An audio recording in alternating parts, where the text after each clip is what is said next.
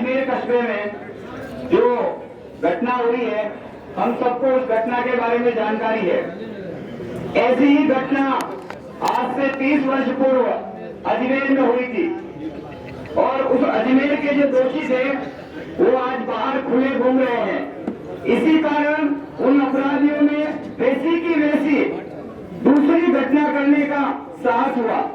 यदि उन दोषियों को फांसी की सजा होती, वो दोषी अभी तक जेल में होते, तो ये दूसरी घटना करने की हिम्मत नहीं करते। हम सबको पता है इस देश में और विशेषकर से हमारे प्रदेश में, राजस्थान में मुस्लिमों द्वारा विद्यालय और महाविद्यालय में पढ़ने वाली बालिकाओं को निशाना बनाया जा रहा है। उनका पीछा करना, उनको डराना, धमकाना, उनके अश्लील वीडियो लेना, छुपे हुए कैमरे लगा के फिर उनको ब्लैकमेल करने के बाद उनकी सहेलियों को बुलवाना और इस प्रकार का एक धंधा उन्होंने प्रारंभ किया।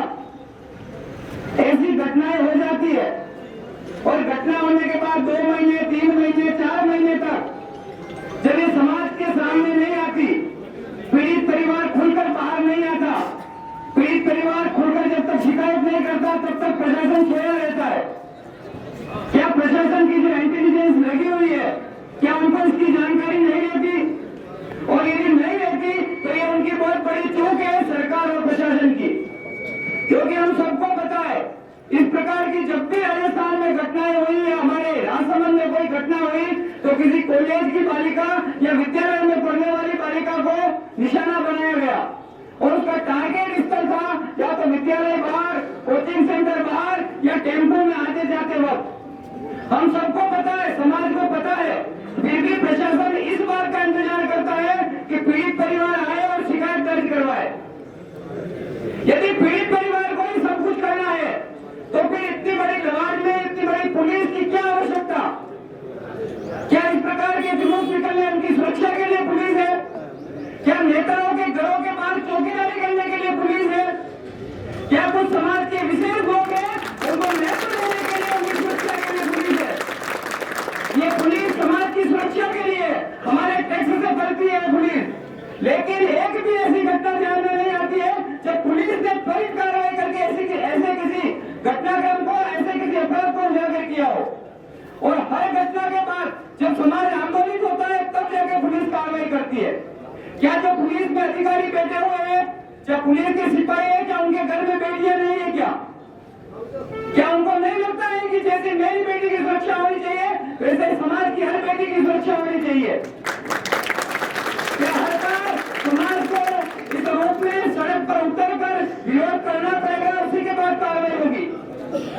हमने कई बार पिछले 2-3 वर्षों में जब भी किसी विषय को लेकर ज्ञापन देने आते हैं या प्रशासन के सामने, पुलिस के अधिकारियों के सामने हम कुछ घटनाएं बताते हैं, 2-4 दिन वहां पुलिस लगती है, लेकिन फिर वही डरा, केवल वही डरा, गांव से आने वाले गरीब आदमी को रोड पर रुकवाना, उसका चालान बनाना, उससे पैसे लेना, इसके अलावा कोई काम नहीं।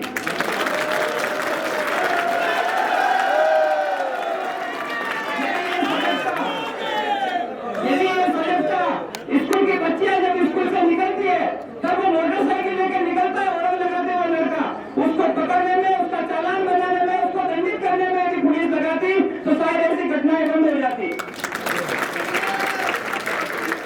महाविद्यालय से लड़की निकलती है, कोई भी लड़का उसको पिटाता है, होटल तक ले जाता है, समाज का व्यक्ति पकड़ने के बाद पुलिस को सूचना करता है। क्या पुलिस को पता नहीं रहता है कि अमुक होटलों में इस प्रकार का धंधा चलता है? यदि पुलिस को पता है तो पुलिस कार्रवाई क्यों नहीं करती? और पुलिस कार्रवाई नहीं करती है, उसी का परिणाम पहले अजमेर में हुआ था और अब मुझे विजयनगर का कांड हुआ है वो हुआ है। कल भीलवाड़ा में भी कोई घटना हुई है।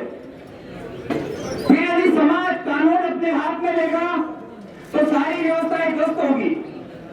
पुलिस इसीलिए है कि ऐसे सब जो काम होते हैं, अपराध होते हैं, उनको रोके और पुलिस प्रयास करे कि ऐसे अपराध घटित नहीं हो। हमारे यहाँ जलशक्ति पीछे शराब की दुकानें, अवैध मीट की दुकानें चलती है। कई बार पुलिस को बताया है, मंदिर के 500 मीटर की दूरी पर, मंदिर से 500 मीटर की दूरी पर शराब लेकिन नगर पालिका, यहाँ का सीएमएचओ, ड्रग्स डिपार्टमेंट और पुलिस सब मिली हुई है, जो कि या तो वहां से फ्री में मास्क लाते हैं या उनसे बंदी लेते हैं। क्या वो घर पर जाते हैं, उनको दिखाई नहीं देता है कि मंदिर के 50 मीटर या 30 मीटर की दूरी पर दुकान चल रही है। किसी दुकान के पास लाइसेंस नहीं है, दे भी नहीं सकते 500 मीटर में, फिर भी दुकान चल रही है।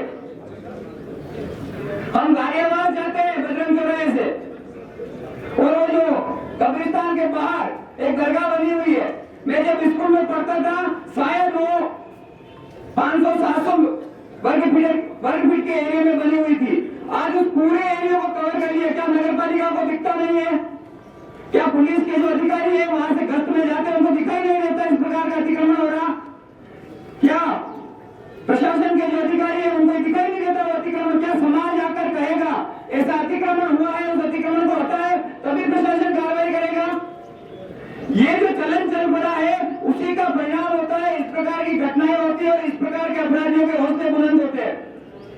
अभी राजनगर की एक घटना हुई थी, यहाँ का कुख्यात अपराधी है, उसने वो घटना करी थी, और उस घटना के पीछे कारण क्या था?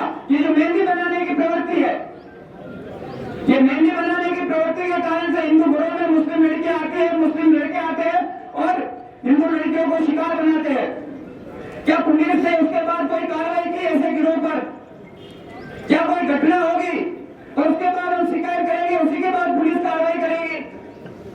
संतोषी नगर में वर्षों से कुछ व्यक्ति ड्रग्स का व्यापार करते हैं, लाते हैं, 2-5 दिन में छूट जाता है और बीच में उनका कमीशन चालू हो जाता है। क्या उस क्षेत्र में गश्त करने वाला जो पुलिस का सिपाही है उसको पता नहीं है ड्रग्स सप्लाई होता है, यहाँ से ड्रग्स बेचा जाता है? यदि ड्रग्स बेचा जाता है, समाज को पता है और पुलिस को पता नहीं है, तो पुलिस की क्या आवश्यकता? उन इंटेलिजेंस में जो लोग लगे हुए उनकी क्या आवश्यकता?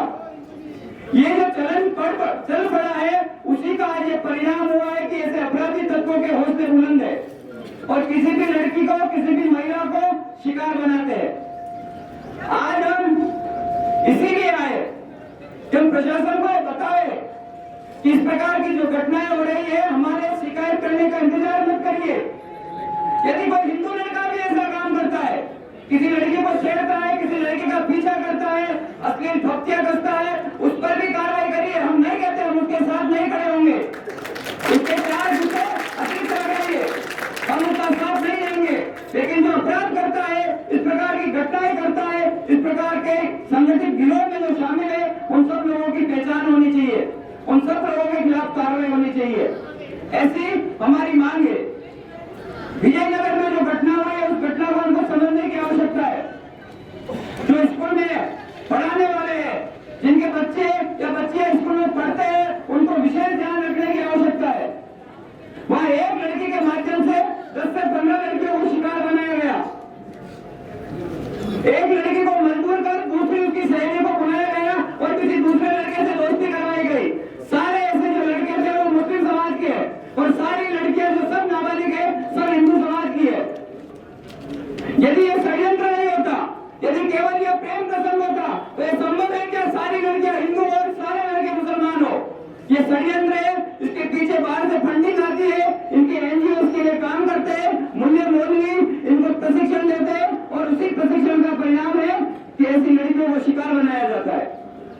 दूसरा, ऐसी घटना में जो लड़के सामने आते हैं उनका स्कूल से कोई वास्ता नहीं होता, उन्होंने कभी कॉलेज का मुंह नहीं देखा होता है।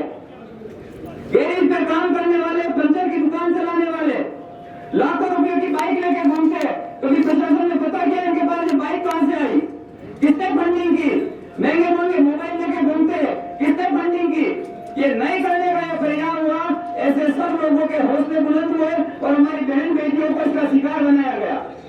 इन सब विषयों को लेकर हम सबको भी जागरूक होने की आवश्यकता है।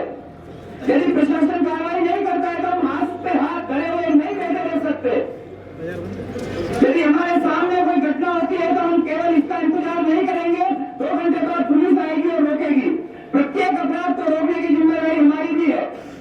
और यदि हमारे सामने इस प्रकार का कोई अपराध होता है, उसी समय उसका इलाज करिए, चिंता मत करिए आगे क्या होने वाला है। गलत व्यक्ति को दंड देना हमारा भी अधिकार है। यदि प्रशासन और न्यायपालिका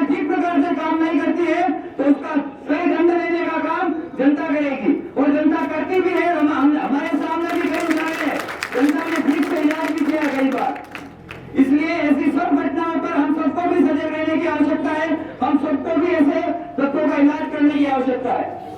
आज हम मुख्य रूप से विजयनगर में जो घटना हुई है उसके संबंध में एवं राजनगर के आसपास कुछ ऐसी समस्याएं हैं, उन सब समस्याओं को लेकर ज्ञापन देने के लिए आए हैं, ताकि हम सरकार पर दबाव बनाए कि जो लव जिहाद की घटनाएं, जबरन धर्मांतरण की घटनाएं, लालच से धर्मांतरण की घटनाएं, ब्लैकमेलिंग से धर्मांतरण की घटनाएं, ये रुके और इस पर कठोर कानून बने। आज जो हम ज्ञापन देने वाले हैं उस ज्ञापन का आपके सामने वाचन होगा, सभी ध्यान से सुने। और उसके बाद यहाँ जो व्यापार मंडल है राजनगर और कांकरोली में, उन